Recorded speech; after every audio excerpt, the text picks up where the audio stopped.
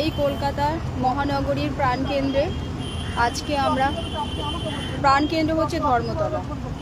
আজকে আমরা যথারীতি উপস্থিত হয়েছি, দুপুরের কর্মসূচিতে আমরা উপস্থিত হয়েছি এই মাতঙ্গিনী মায়ের পদতলে।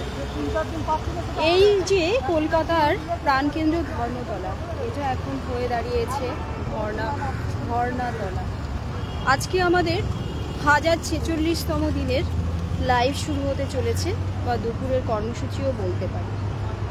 দিদির কাছে আমরা প্রত্যেকটা কর্মসূচির মাধ্যমে বলে আসছি, দিদি আমাদের নিয়োগটা তাড়াতাড়ি করে দিন, আমাদের নিয়োগ করে দিন, আমাদেরকে বসিয়ে রাখবেন না। কতদিন আমরা এই ড্রেনের পচা গন্ধের মধ্যে বসে থাকবো, অস্বাস্থ্যকর পরিবেশে। ডেঙ্গির ম্যাটারটাও আছে এখানে, তারপর নানা ধরনের পোকামাকড়, কীটপতঙ্গ, তারপরে আছে ইঁদুর, নানা ধরনের প্রতিকূল অবস্থার মধ্যে আমরা ধর্ণামঞ্চ চালিয়ে যাচ্ছি। দিদিকে অনুরোধ করছি যে আপনি আমাদেরকে এখান থেকে তুলে দিন। আমরা ডেইলি একই কথা বলে যাচ্ছি, আজ 1046তম দিন, খুব একটা কম দিন নয়। এটা 1046তম দিন, মানে বিশাল একটা অঙ্কের দিন। আমরা আর কতদিন পারবো এইভাবে বসে থাকতে? আমাদের মনটা কাঁদছে ছাত্রছাত্রীদের কাছে যাওয়ার জন্য। আমাদের যথারীতি স্কুলে পাঠিয়ে আমাদের উপযুক্ত স্থানে পৌঁছে দিন দিদি, প্লিজ। আপনি তো মাতৃসম আমাদের, আপনি মায়ের মতো একজন মা বাবা যেটা চায় তাদের ছেলে মেয়ের জন্য, আপনি আমাদের নিজেদের ছেলে মেয়ের মতো ভেবে আমাদেরকে স্কুলে পাঠানোর ব্যবস্থা করুন। হ্যাঁ, তো একজন মা বাবার যে তার সন্তানের কাছ থেকে প্রাপ্তি বা চাওয়া বা আশা, সেটা হচ্ছে তার সন্তান সঠিকভাবে মানুষ হয়ে বড় হোক, বড় হয়ে সে নিজের পায়ে নিজে দাঁড়াক। আমার এখন এই মুহূর্তে মনে পড়ছে যে অন্নদা মঙ্গলের কথা, যে মা বাবারা চান যে আমার সন্তান যেন থাকে ডুবে ভাতে, কবি ভারতচন্দ্র। কিন্তু এই যে চাওয়াটা সরকার পক্ষে হওয়া উচিত, যেহেতু আমাদের পশ্চিমবাংলাতে প্রথম প্রধান মুখ্যমন্ত্রী হচ্ছেন মহিলা। তিনি আমাদের সন্তান সম দেখে এই কবির এই লাইনগুলো মনে রেখে আমাদেরকে যথারীতি আমাদের স্কুলে পৌঁছে দিন। এরকমই বিভিন্ন জেলা থেকে এসেছেন, মঞ্চে উপস্থিত হয়েছেন। আমরা সেরকমই প্রার্থীদের কাছে যাব। সেটা হচ্ছে আজকে আমরা যাচ্ছি মালিকদা এসে শুধু কোচবিহার থেকে কষ্ট করে, তাকে ট্রেন ধরে কষ্ট করে আসতে হয়েছে। শরীরটাও তো তার খুব ভালো সেটা নয়। আমি মালিকদার কাছে উপস্থিত হচ্ছি। দাদা কিছু একটু বলবেন আমাদের। নমস্কার, আমি কোচবিহার থেকে এসেছি।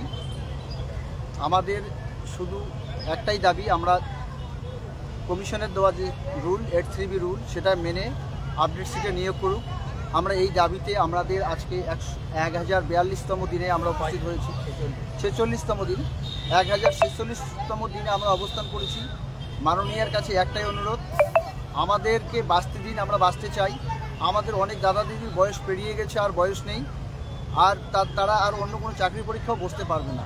একমাত্র আপার প্রাইমারি ছাড়া আমাদের কোনো উপায় নেই। তাই আমাদের দাবি একটাই, যে সমস্ত সিট আপডেট করে সমস্ত টেট পাস ট্রেনদের নিয়োগ দিতে হবে।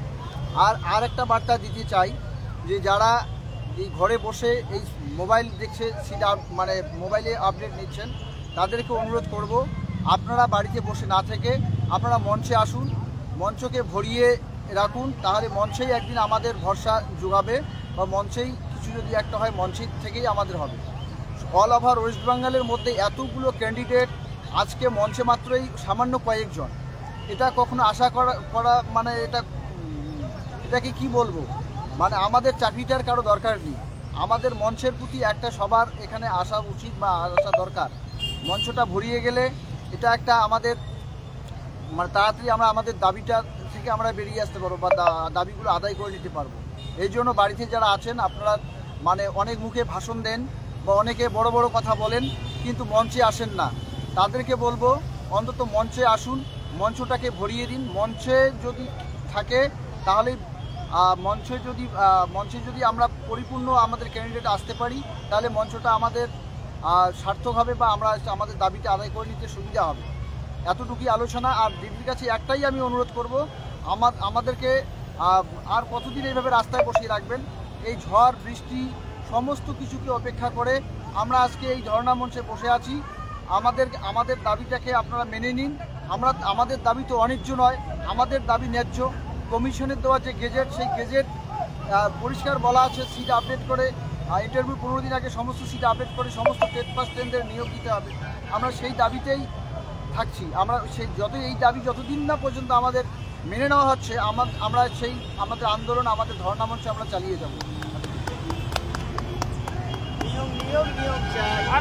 হ্যাঁ, ঠিকই বলেছেন দাদা। যতদিন না পর্যন্ত আমাদের দাবি মিটবে ততদিন আমরা এখানে বসে থাকবো, আমরা এখান থেকে উঠবো।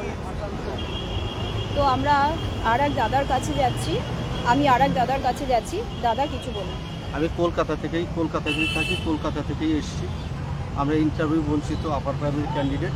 আমাদের আর বয়স নেই, আমরা ওভার এজ 52 প্লাস, এইরকম প্রায় মিনিমাম গোটা 30 জন আছে। আর কোন পরীক্ষায় বসবে এরা? আমরা টেট পাস 10 কোয়ালিফাই, আমরা তো সাদা খাতা দিইনি।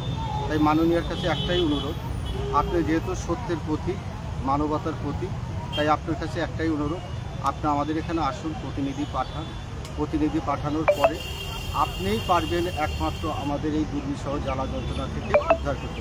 আমাদের চাকরিটা দিন, সারা জীবন আপনার প্রতি কৃতজ্ঞতা, এই বলেই শেষ করছি। হ্যাঁ, সত্যিই তো এজ নেই অনেকেরই, তারা পরীক্ষায় বসতে পারবেন না। আমাদের নিয়োগ, সেজন্য খুব তাড়াতাড়ি নিয়োগের ব্যবস্থা করুন মাননীয়া, আপনার কাছে এটাই অনুরোধ করুন।